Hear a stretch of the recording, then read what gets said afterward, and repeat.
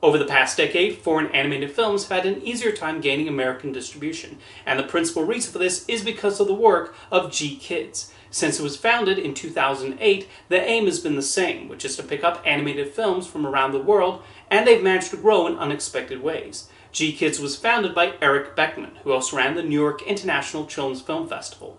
The idea for the company came to him after seeing wonderful movies screened at his festival that delighted the audience, only for no distributor to pick them up for American release. His frustration of this led Beckman to start his own company to release these films, and it did not take long for GKIDS to pick up steam. The movie that put the company on the map was the Irish animated film The Secret of Kells.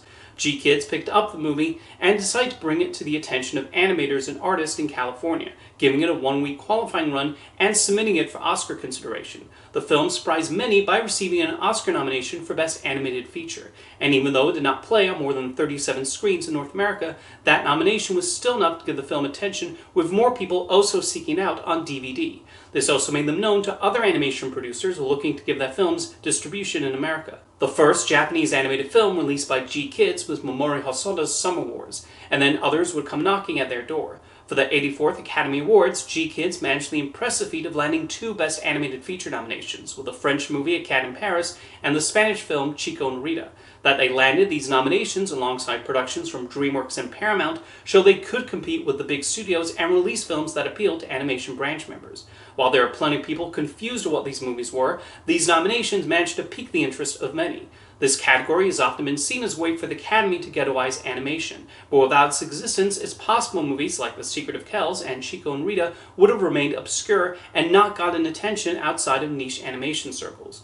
GKIDS scored an impressive deal when they signed an agreement with Studio Ghibli in 2011 for the theatrical distribution rights to their films in the US, with them being re-released annually. GKIDS would also distribute Goro Miyazaki's From Up on Poppy Hill, and while they gave it their usual limited rollout, it became their first release to gross over $1 million. They seemed to foster a solid working relationship with Ghibli, and while Disney would handle The Wind Rises, GKIDS released The Tale of the Princess Kaguya and When Marnie Was There. They would also continue to partner with Tom Moore and his Cartoon Saloon studio on their follow-up to The Secret of Kells titled Song of the Sea. Princess Kaguya, When Marnie Was There, Song of the Sea, and the French-language film Ernest and Celestine would all receive Oscar nominations for Best Animated Feature, cementing GKIDS' place as a leader in picking up celebrated animated films. No matter how non-commercial a movie seemed, Beckman and his team recognized there will always be some audience for these films, whether they landed Oscar nominations or not. Some other notable animated films they distributed include Roger Allers' anthology film The Prophet, the French steampunk film April in the Extraordinary World, and the Japanese movie Miss Hokusai, which depicts the life of a famous painter. While GKIDS had become known at that point for receiving Oscar nominations, they could still pull a surprise nod. One was with the abstract Brazilian movie Boy and the World, which almost nobody predicted to get in there. There was also the stop-motion animated film My Life as a Zucchini, which Switzerland selected as their entry for that year's Academy Awards, and while it did not receive a nomination for Best Foreign Language Film, it was nominated for Best Animated Feature. Their partnership with Cartoon Saloon would continue with The Breadwinner, which was executive produced by Angelina Jolie and tells the story of a young girl living in Afghanistan. This would give them yet another Oscar nomination. In 2017, it was announced that GKIDS would be handling the home video releases of the Studio Ghibli catalog once Disney's rights expired. In addition to giving the films new magnificent-looking restorations, GKIDS also made sure to bring over the bonus features and dubs produced for the Disney editions. Well, except for the John Lasseter introductions. Those are gone, which everyone seems to be okay with. And while Disney still held on to The Wind Rises distribution rights for a few more years, that film eventually made its way to GKIDS as well. Curiously, the one Ghibli title that remains elusive is Grave of the Fireflies. Because of the unusual rights situation with that movie, while GKIDS was able to give it a theatrical re-release back in 2018, they don't hold home video rights. But hopefully one day they manage to sort something out, especially with the Blu-ray currently being out of print. GKIDS has also acquired the distribution rights to a few Satoshi Kon films, specifically Tokyo Godfathers and Perfect Blue. With Mirai, they helped get another film a Best Animated Feature nomination, the first for a non-Ghibli Japanese film. Now, for the most part, GKIDS does not give their films wide theatrical footprints. Part of this is they've only so much money to release their films, and most of their marketing is social media based and focused on the people who they know will be interested. It's not worth it to try to compete with the likes of Disney with their massive ad campaigns. However, they appear to make more than enough from streaming, video on demand, and the physical media releases, sold either on their website or through their deal with Shout Factory. Although there are times when it feels like certain movies don't get the release they deserve. An example that comes to mind is the charming hand-drawn comedy The Big Bad Fox and Other Tales. The movie premiered in 2017 and was submitted to the Oscars that year.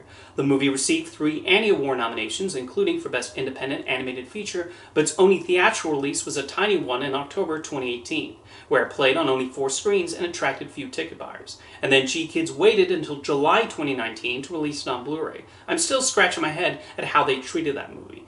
The most successful releases at the box office and the ones that give the most publicity to have been Japanese anime titles, which makes sense with the loyal following anime has. GKIDS distributed Studio Pinoc's first movie, Mary and the Witch's Flower, which pulled in over $2 million at the North American box office. The science fiction action movie Promare also made $2 million, while Mamoru Hosoda's Belle grossed $4 million, and Makoto Shinkai's Weathering with You got to $8 million.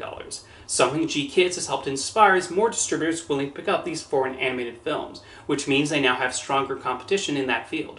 Crunchyroll has become a big name in releasing Japanese animated films to theaters, while the likes of Netflix and Neon have also been acquiring international animated films and getting Oscar nominations for their efforts. Sony Pictures Classics, which has its own history of releasing independent animated films, has continued to put them out on occasion. While GKIDS did give Cartoon Saloon's Wolfwalkers a small theatrical release during the pandemic and included the film in a box set with Tom Moore's previous 2 films, Apple TV Plus grabbed the streaming rights. But if anything, this shows that other distributors also recognize there's an audience for animated films beyond the big studio movies. Eric Beckman also returned to his roots when he and his team started the Animation and Film Festival in 2017, which runs every October in Los Angeles and aims to showcase independent and foreign animated films of all sorts. A major win for GKIDS came with the release of Hayao Miyazaki's The Boy and the Heron in North America. With the audience for Ghibli and Miyazaki continuing to grow as more people discover the films on streaming and through the re-releases, GKIDS mounted a wide release for his latest movie. Playing in over 2,000 screens, it became the first Studio Ghibli movie to open at #1 at the North American box office, and eventually made over $46 million, making it the highest grossing movie from Ghibli and Miyazaki there. And then The Boy and the Heron would win the Oscar for Best Animated Feature. A large credit for that obviously goes to Hayao Miyazaki, the amount of respect and admiration he holds for his animated films. However, it also showcased how much Eric Beckman's idea for a distributor that would release all sorts of animated films from around the world had paid off. I'm sure this won't be the last time GKIDS works with Studio Ghibli, and there are likely plenty of other animation producers eager to work with the distributor to help bring attention to their films and possibly some awards nominations too.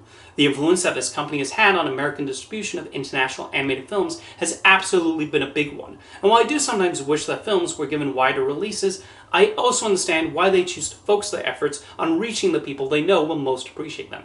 And it was these sorts of small word-of-mouth campaigns that helped put GKIDS on the map and lead to even greater success. See you next time.